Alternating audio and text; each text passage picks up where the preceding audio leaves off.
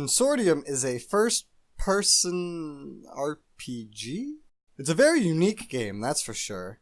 It has RPG elements, shooting mechanics, and quite easily the most impressive conversation simulations I have ever seen in my entire life. The controls for conversations, however, are in the F keys, so like F1 and F2 and so on. So that's a little odd, and has led to me occasionally misclicking, and that had sort of undesirable results at times. Well now, I'm feeling a lot like I'd rather punch you in the damn face. Is that what that was? Some kind of test? Here's your stuff. And go get your CMC from Decay in Mission Ops. Maybe later you'll be feeling like less of an asshole. But honestly, I have never seen a game more capable of having the most realistic and intelligent conversations as Consortium does.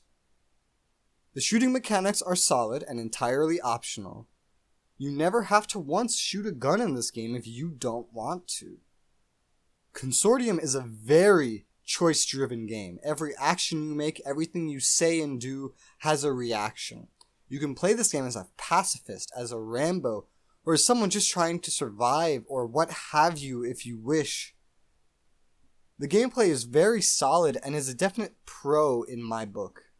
You can even explore the plane through all the maintenance corridors above and below where you're supposed to be, just like in Star Trek or that one scene in Mass Effect 2. It's really cool the first time you discover it. The story of Consortium is an interesting one. It's essentially one big murder mystery with some extra things happening.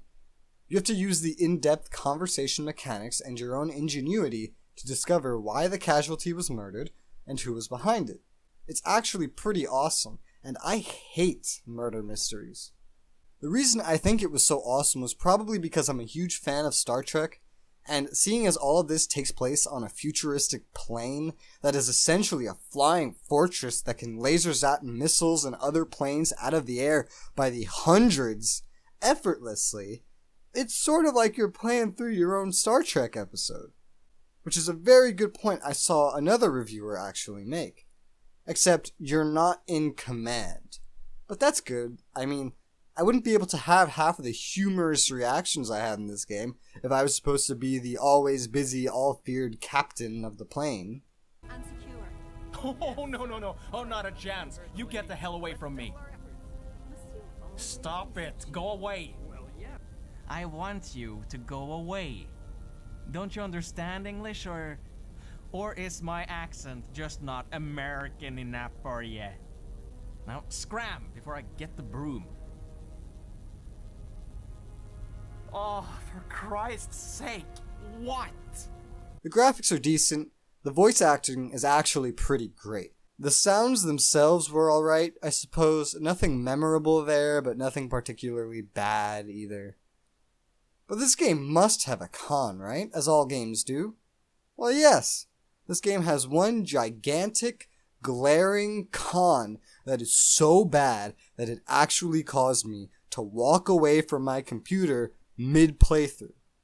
This game has the big, glaring RPG cancer of an issue where continuing the primary quest line makes you fail every single side quest. But that, on its own, isn't that bad. The fact that they don't tell you about this game-ruining feature if you don't save enough, that most RPGs were done with 10 years ago, is bad. And unless you intentionally stop playing for a minute to look at what's what, you have no idea what a primary objective even is unless you've paid attention to the 2-second pop-up when you receive an objective, which usually comes mid-dialogue, so of course you're not going to look at the corner of your screen to see, oh, is that a primary objective? There's no quest tracking of any kind, so if you're just playing to play immersively as the game so encourages, you might accidentally trigger that phase in the main quests where all of your side quests are cancelled. This usually happens after 10 minutes of dialogue, meaning if you reload a save to make sure that you don't fuck that up like you just did, you have to sit through the same 10 minutes of dialogue again. And it's not even something you can just sit through, because the conversations are so realistic, you can't just stand there and say nothing, or else that's going to affect things too. You actually have to sit there and respond. You can't just leave to go get a snack while you replay all that garbage. This is all very critical in my opinion though, because these side quests are, with the exception of one, all very closely linked to the main story, which is essentially the investigation on the murder. Then there's some minor issues as well, like strange delays and loading screens, and the issue of being a floating head with no body that so many first-person games mess up. But nothing quite as glaring as the ability to fuck up your progression without so much as a notice, as that is what doing that particular quest will do to you. So my final rating for Consortium is a 6 out of 10. I think in itself it's definitely a good game, but this design choice alone ruins my entire view on the game. If you know about it in advance, it's not that bad because you can avoid it. But if you're unfortunate enough to start this game without knowing that this is a feature, then it could be enough to convince you to put this game down. It's a short game.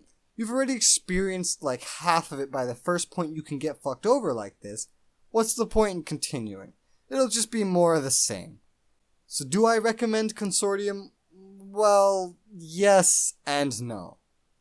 I'm gonna state officially no because I don't believe in supporting a game that makes design choices that were bad enough when they were invented, but makes them years after seemingly every other RPG developer has caught on and stopped making that flaw of a design choice.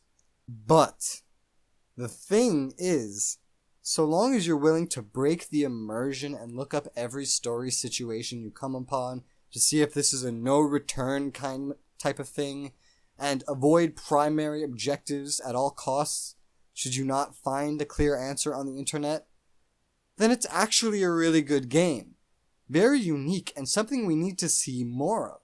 So while I don't recommend this game for anyone who just wants a stress-free good game to play, I do recommend it for those who want an interesting game and are willing to go out of the way to stop the game from screwing them over.